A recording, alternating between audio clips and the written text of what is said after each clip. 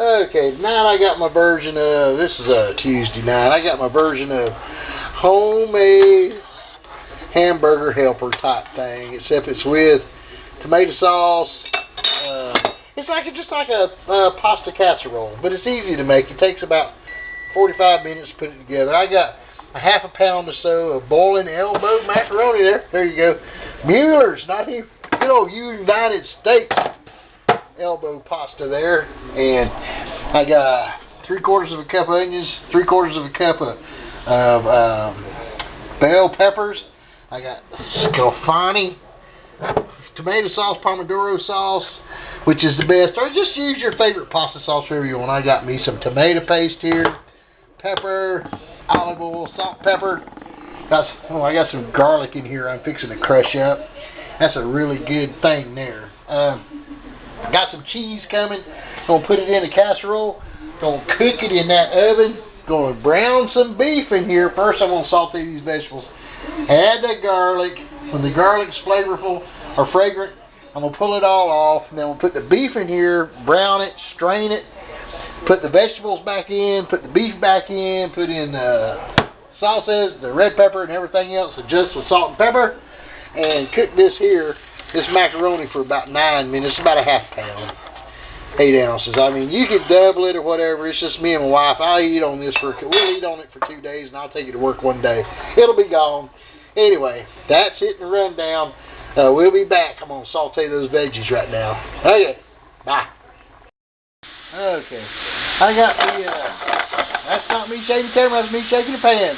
I got the onions and the bell peppers in here. We're going to saute them up. I'm going to flip them. I can't do that. I only got one hand. Like I told y'all, I am the producer, the director, cameraman, the spoon man, everything in these videos. So, I can flip it, but I can't do it with one hand because I got a camera on. Straight, I hit the camera, break the camera, and then this video's over with. Anyway, I did that garlic. I want you to look at this thing. That is perfectly smashed garlic. This thing is great. Anyway, we're going to soften these onions and peppers up, and then we'll add the garlic. This pasta cooks for about, I don't know, 8 or 9 minutes. I don't want to cook it all through because I'm going to throw it in that oven with that cheese over that cheese right there. Anyway, look at that. That dog is nowhere to be seen. Sorriness. Anyway, we'll be back. Hey, oh, there she is. She smells the goodness cooking, and here she comes. All right. I put the garlic in here last because you want to have a little bit of juice, a little bit of the juices that come off the peppers and the onions, because if you don't, you put the garlic in there and it's hot, it's going to burn, it's going to get bitter. Bitter. You heard somebody talk about that. Okay, I'm going to cook the beef, then we'll drain it. Anyway, everybody knows how to brown beef, ain't nothing to it. Anyway, I'm not going to have to show you that. You people are smarter than that. Alright, we'll be back. Alright, that macaroni cooked for about 9 minutes. I've dumped it out of the pan, I run hot water on it, but that hot water is enough to cool off the cooking. Drizzled it with some olive oil, and it'll sit there and just al dente. Almost done, but not quite. It's great. It's wonderful. So, that's going to sit there till I cook off the ground beef. Then I'm going to strain it, mix in the tomato sauces, just the flavorings, red pepper from McCormick. Oh, don't you look. The little German amigo is back. Watch that. Catch that. Oh, yeah, that's a good dog. Yeah, she caught it. Anyway, we'll be back. Okay, I drained all the meat. There's very little oil left in that pan. What's left in there is olive oil, I'm sure. I drained the beef. I put it in this paper towel here. Now, here's the veggies. I'm going to add the beef back, then the veggies, put in the tomato sauce, and saute it for just, I don't know. It ain't going to be long. A couple minutes, and we'll add the rest. All right, we're going to be back with the scalfani, or you can use whatever you want. Rouse, or you can even use ragu sauce, whatever your favorite sauce is. I just love this stuff. It's great. All right, we'll be back. Okay, as you can see, okay, I've adjusted this for salt and black pepper. I haven't put the crushed red pepper in there yet, but as you can see, I love using this tube tomato paste because sometimes it's 3 or 4 times more concentrated than the can, and you don't have to waste it, and it tastes just as good. So there's 1, 2, 3, about 3 tablespoons of that in there. I haven't put the sugar in there yet, but I will. I'm going to incorporate the tomato paste, and you know, my mama taught me that. Grandma, everybody says, you know, put you a little bit of water in there and get all the goodness out of every jar. Well, that's what I did. I got it all out, just a splash of water. Whew, that's my feet down there cracking. Anyway, I'm going to stir it up. Finish stirring this up. This has got the tomato paste in it. Throw in a little bit of sugar just to cut the acidity,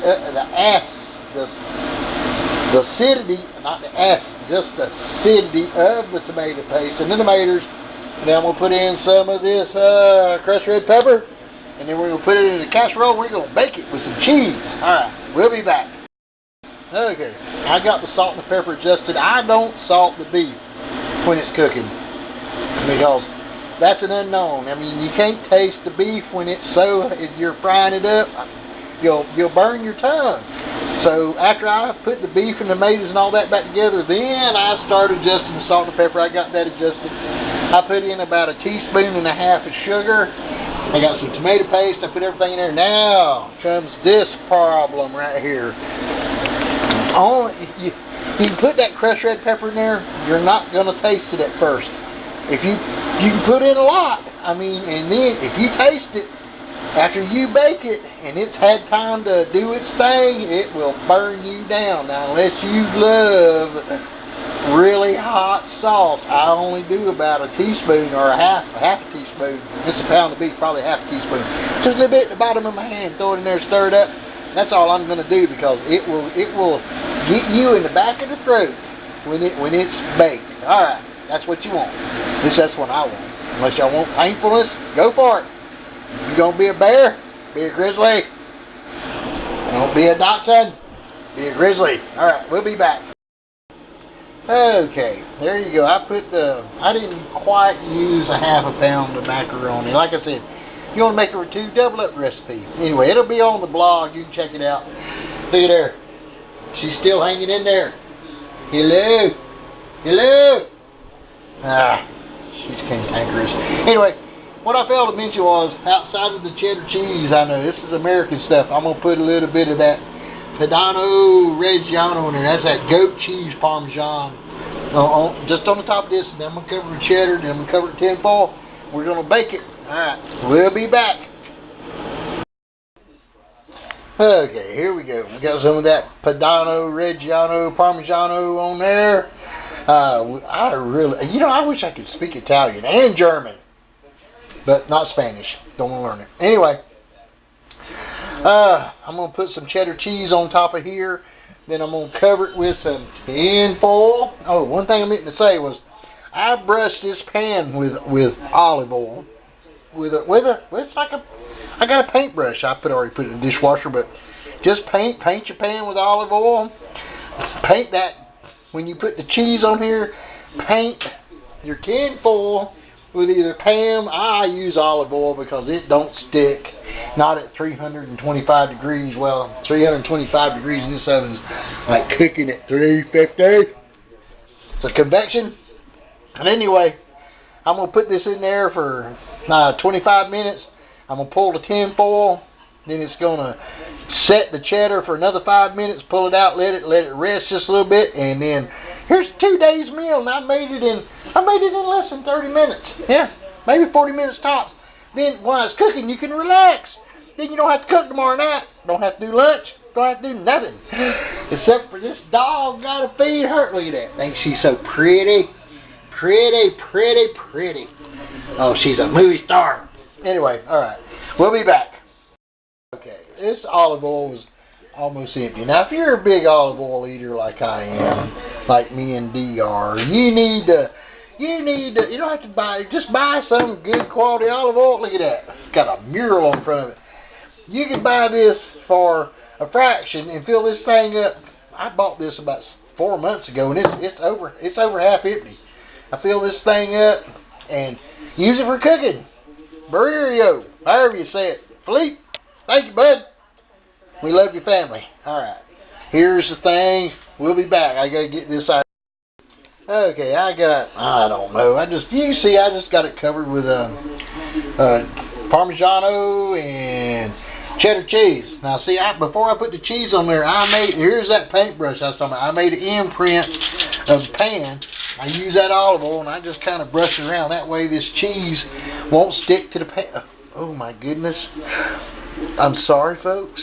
Oh, here, look what I found. Oh, something for the amigo. Oh, she loves cheese. Notice that wasn't so much. The vet won't give you too much trouble about it. He watches these things all the time. You're feeding that dog too much. Anyway, I don't know, a cup. Just to where the cheese looks good. This ain't rocket science. It's just cooking. Anyway, I'm going to cover this up, put it in that oven for, I don't know, 25 minutes, and then we'll show you the last thing. We'll be back.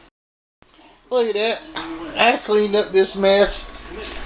I did. Completely clean this thing up, and I run that janky old dog off too. Where'd she go? No, she's a good dog.